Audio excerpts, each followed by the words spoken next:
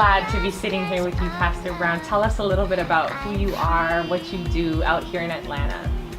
Well, born and raised in Jacksonville, Florida. I live out here in Atlanta. I've been out here in Atlanta since about between 2001 and 2002. I'm out here with my family, married, I have kids, and so I'm out here just doing the work of ministry. I'm also a gospel rap artist. I came out here musically first before I even started walking in this truth. And so that's what kind of drove me out here. I got in some trouble in Florida, came out here, and just to be able to start afresh and anew. And this is where I met the Heavenly Father. So, and I started doing, growing up, you know about God, right. You know about Yah, but it's knowing about Him is different from knowing Him. And so this is where I begin to know Him. And so I've been doing this, ministry since fully, probably around maybe 2006, I guess. Faithful Christian to the Christian church. So that's about 15 years. That's a long time. Yeah, about 15 years. And so just been very faithful in the church. I served faithfully there. And so always growing up, I kind of knew about we were the children of Israel on my father's side. So in your family, this is not new to you, being an Israelite, you being that being a part of your DNA and your heritage. This wasn't brand new. Well, not so much, but it wasn't like a daily conversation. I lived with my mom, so my mom and my father were separated. So, okay. But I heard about it and knew about it, growing up as a kid, talking to like uncles and stuff like that, but I was still raised by my mom in a Christian church. And so, and it was a Southern Baptist church. So therefore, I still understood about head coverings. I still understood about, the commandments, or whatnot, so that my mom never wore pants, things like that. So I understood from that perspective in the Baptist church, it was still some form of commandment teaching, that sin is something that exists and we shouldn't partake in. And so it wasn't until later on I came here, and then I met my uncle who gave me a Bible which had the Apocrypha in it. And so he was a Baptist preacher, but he was conscious. And so it came back from my mother's side. I didn't know my uncle was who was a conscious preacher at the time, but he was Baptist. He dropped a lot of knowledge on me before he passed, and then I still wasn't really like walking in it completely. It wasn't until later on is when I really got an understanding of how to serve in the church and got an understanding of a lot of foundational things, integrity and things like that within the church that I came up in. And so it was easier for me to transition.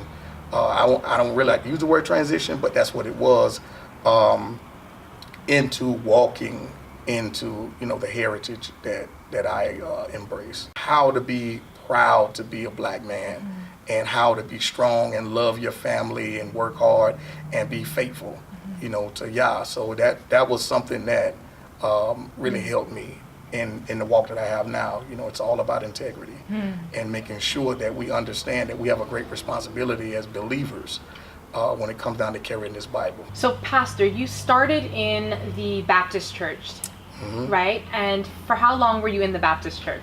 Probably from birth to about 13. And then my mom transitioned to apostolic. Okay.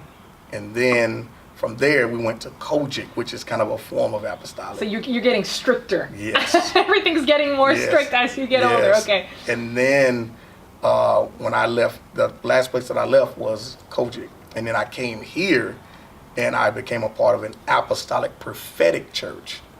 And so, which is another aspect of prophetic gifts and things like that. And I served there for 10 years straight. Wow. And actually, he was the one that encouraged me to start B.O.O.M. And so, matter of fact, the first launch service that I had, he preached at that launch service. Wow. And so I was able to see that, and he pushed me in those areas. And so once we started the congregation, I kind of already knew it, but also he was a professor at a seminary school here in Atlanta. And so he would challenge me on my doctrine constantly. He would call me at 1 o'clock in the morning, you know, hey, what you doing? Hey, you know. Those are the best mentors and best teachers, yes, by the way. Yeah, absolutely. You know, how does the law, you know, and how does grace, you know. How does spirit, right? Yeah, Where's the spirit fit, right? He was challenging me on certain scriptures and things because he understood that the message that I would be presenting is going to be not popular on both sides. And so he challenged me doctrinally, and he'll prepare me to become the master, moray, or the pastor that I am now. So now I've been through all of the doctrines, I've been through all of the challenges, and so I know what they're going to ask, and I already know what the response is. Okay. What I'm curious to know is, what was the transitional moment for you that made you kind of, I know you're still a part of a Christian congregation, but you lead this congregation as well. So what was the transitional, pivotal moment for you that said, like, I want to be doing this now full time, or I want to be involved in this more? It wasn't an aspect where it was like, you know, let me just go start this. So it was a process. It was like gradually moving to that, and the more I elevated, the more it was the encouragement of my pastor at the time to say, okay, it's time for you to go. And so when it was time for me, mind you, at that time I had already been doing a lot of traveling. I have a tour called the Truth Tour, and I was teaching a lot of apologetics against Kemetic doctrine. And so during that process, to go and teach against Kemet, you have to kind of prove who we are, because the Kemetic doctrine teaches that we are from Ham and that we are Egyptian, or we should pay homage to Kemet.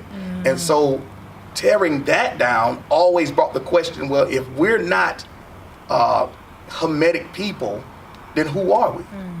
And so it kind of created an environment where I didn't want to go there, but I had to present it, because if they're asking questions, I can't leave them hanging. And so I went to my first tour event, and that question came up, and I didn't want to go into it, but it kept coming up. And so therefore I eventually said, forget it. It's a part of my PowerPoint. And so I saved it to the end of the PowerPoint, because the question always at the end proved that we weren't from Ham. And so when the question asked, who were we? Then that's when I was able to go into it. And from there, it just became a snowball effect. People kept asking. And even some of the pastors that invited me, they was like, you know, quiet as kept.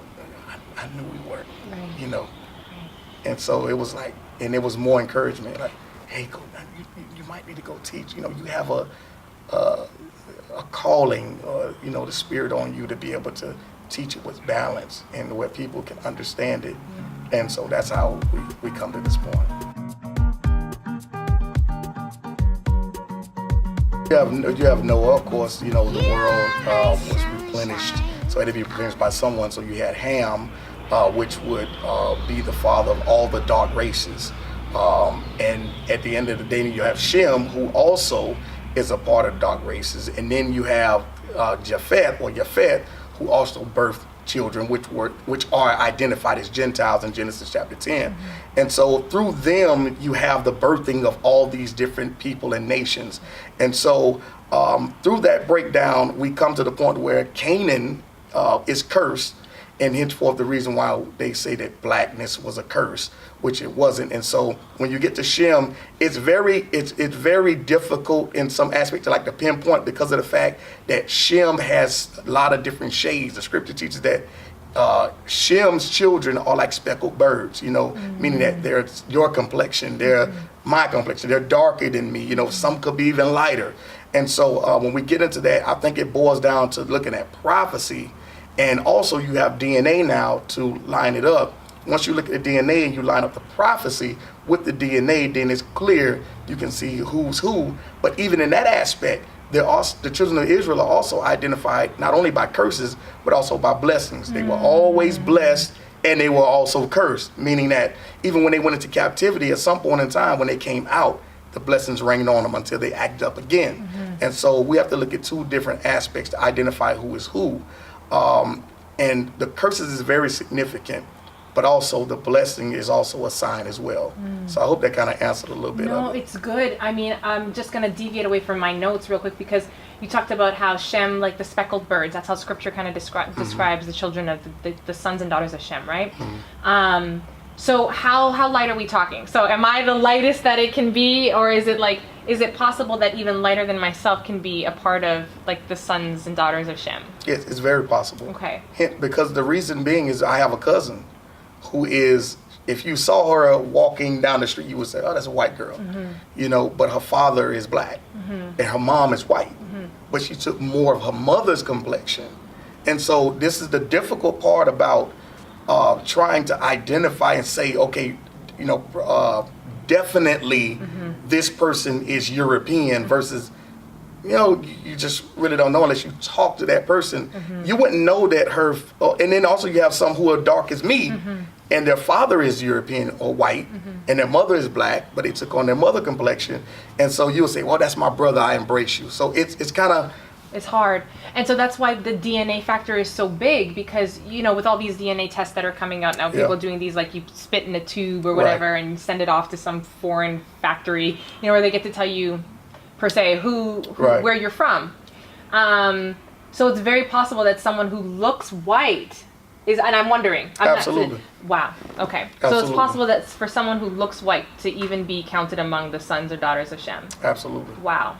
Haven't heard that from an Israelite. This is brand new. Haven't heard that. Because when it was broken down to me, it sounded like, that the children of promise or those that are Israelites are identified by curses, right? Because we can clearly see that those that are under the curse, right, that have gone into captivity, there's been slavery, the lynchings, there's been, oppression. You look anywhere you go in the world, black people, darker skinned people are just oppressed, right? Absolutely. And so my issue was that the only way that we were able to identify was through the curses, but now you're talking about even blessings as well. Yeah, that's the whole aspect of Deuteronomy 28. The curses is the condition to not being obedient to the contract. And so the beginning of the contract starts off with blessings all the way through verse 14. That's right. And so these are and Israel partook in those things. I mean, look at King David, look at Solomon. All of them, they all had some form of, but look at Job, even though he wasn't an Israelite per se, he was a Hebrew, but he wasn't an Israelite. When you look at that, Israel has been blessed and they have been cursed. So it's a part of the condition and or the contract. If you don't obey the contract, this is the situation that you're going to be in. But I mean, as far as even in the lands, if we say that America is a land of captivity, I mean, even look at Babylon. Some of Israel didn't even want to leave Babylon because they were being blessed. So they're like, why would we want to leave here? Right. So at the end of the day, the Father is gracious even in the lands of your captivity. He still has provided for us. You see what I'm saying? And so I'm not going to bring that indictment against him that he hasn't. Pastor, do you believe that the reason why, because when I'm in New York, when I'm in DC, there's a corner usually where you have these young brothers. I haven't seen any young sisters out there, but you have these young brothers who are out there and they are coming at it with a fire, man. Like I've never seen anything like it. And the intensity and trying to talk with them, trying to connect with them, even being called out by them. Like I'm just passing by and they're like, let me talk to you, woman. Like, what if God said that you weren't equal to a man? Would you follow him? Would you obey him? And I'm like, well, does God really say that? Like, can we talk about that? And not being able to get a word in edgewise. Could it be that, like, and I'm wondering that the anger, the intensity, the vehemence is because they attribute a lot of the kind of the state of Black America or Black Canada to this disobedience. And so in an attempt to combat that, going into exile again or something like that, wanting exile to be over. Apparently it's over. It's coming to be over in 2000. That's a teaching, right? But could it be that that's why there's this anger, this passion? I think in some aspects they have a point. When you look on television and you see, police brutality, or you see conditions of our neighborhoods, and you see politicians and those different, things. It's hard to get a job, but yet someone that you're more qualified than Yep. gets the job, and all of these different experiences and things that's going on. So I think they do have a point. Sometimes I think it's not channeled properly in the fact that I don't view it so much as blaming the white man. I view it as looking from the scriptures as though we're in this position because of our forefathers, meaning that if they had kept the covenant, we wouldn't be in this position. And so at the end of the day, because we were supposed to be in the head, and we're the ones supposed to be the lender and whatnot. And so at the end of the day, when I look at all these different things that's going on, we have a role to play as a people to get back to keeping his commandments, but also at the same time, the Most High told us, I'm going to send a nation against you, meaning that this nation wasn't thinking about us. But he gave them my GPS coordinates and say, they're over there, and this is how I'm going to chastise them. Wow. I'm going to use another nation. He's always done that. As an Every instrument. captivity, Yep. he used Assyria. another nation. Absolutely. To chastise them and say, okay, now you ready? Are you going to act right? Because this was in the contract before it actually happened. And Israel agreed to it. And so soon as, couldn't even let the ink dry on the paper good enough. And all of a sudden, they're making gods in Exodus 20 and all these different things while the Father is giving the commandments to Moshe. So here we are. The only way to make sure that we do this thing properly, we have to go through Christ. There's no other way. If we don't go through HaMashiach, we can't do it on our own. And so this is why it's so important that we teach salvation through HaMashiach. And if we don't do that, then we do ourselves a disservice. And not only that, we actually go against Yah's commandments. Talk to me a little bit about the responsibility that young African American, African Canadian. Let me ask you this: how do people of color, a part of this awakening, we're going to come to the term awakening as well, want to be referred to as? Because I notice there's a lot of, I don't want to be called black. I don't want to be so, because it is a racial, it's a societal construct, right? People made it up in order to control and oppress. So what do you all want to be referred to as? What's the best nomenclature? For me, I'm a different type brother, so I can't say I'm going to speak for everybody. But I'll say for me, if you want to call me Israelite, if you want to call me Hebrew, if you want to call me Hebrew Israelite, I don't even care if you say Black Hebrew Israelite. And the reason being is because it's a byword. Right. And at the end of the day, it doesn't define me. Okay.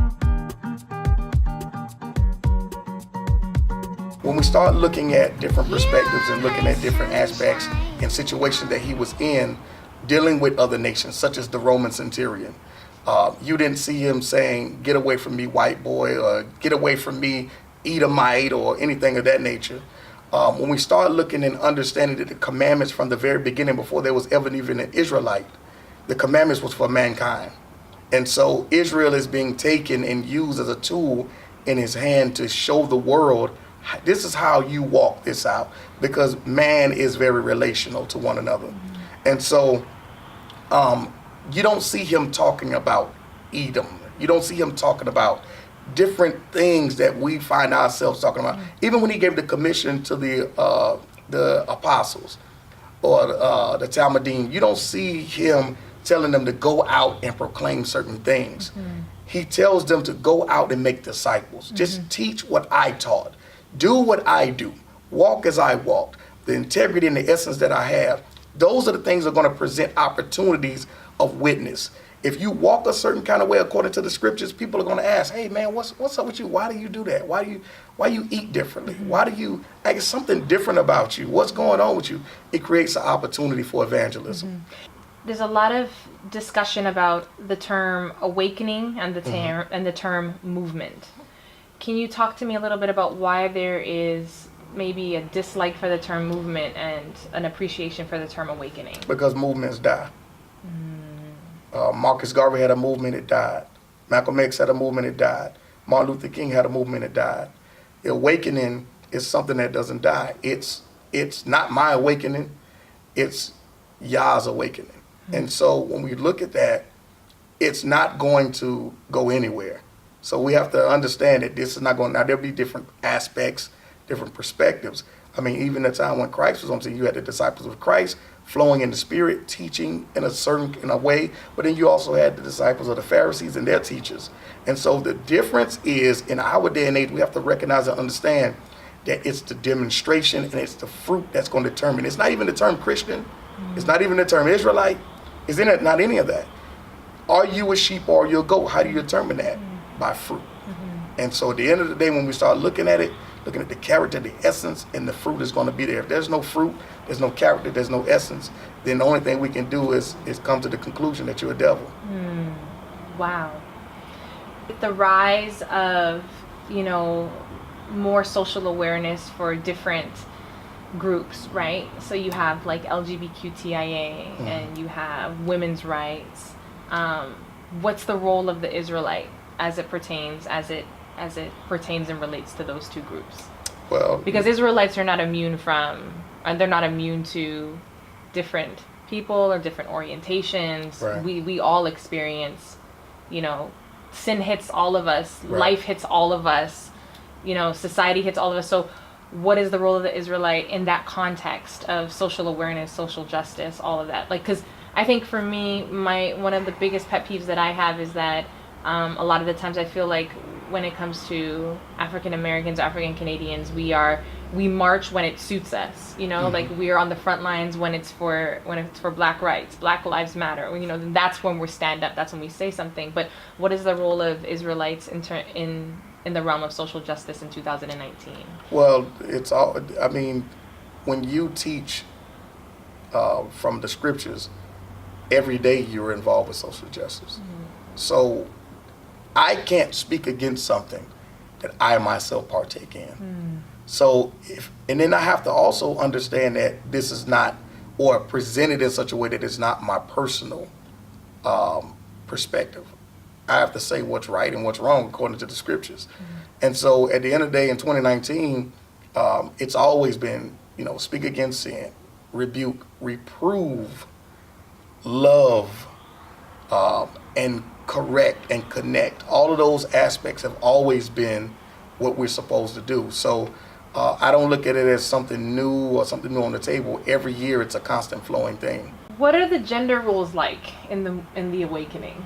It is very diverse, depending on where you go? Depending on what Israelite, So there are many camps of Israelites. Yeah, there are camps, and then there are those who identify as not being a part of a camp. Okay, because I saw some of that in the comments, like no West something. One West. No one West theology. Yeah, no one West theology. Yeah, those are our brothers that people identify as camps.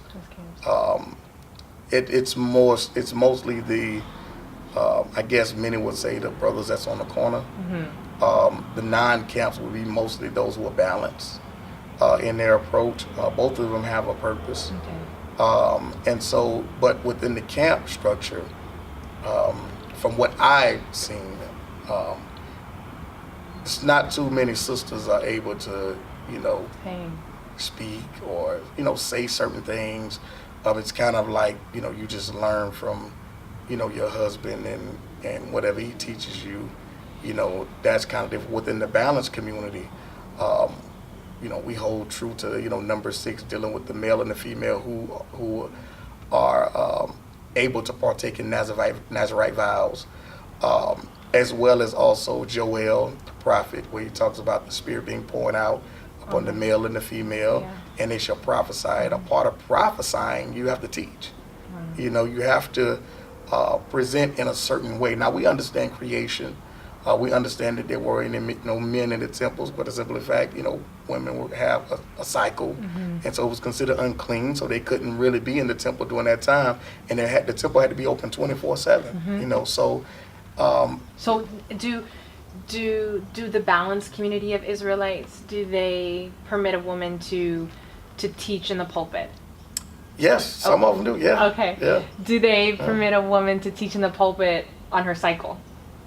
Yeah, within the balanced community, there aren't many moras who There are are more mores. Yeah, who are leading congregations. Wow. Why is that? Well, because many sisters in the Hebrew community, they don't actually want to lead. So it's not like they're actually saying, hey, I want to lead. I don't think it's that many within the Christian church that actually just wants to lead. And to prove, there's some in every area that just say, hey, I'm going to show them that, I can teach, but there's... Like me. No, I'm just kidding.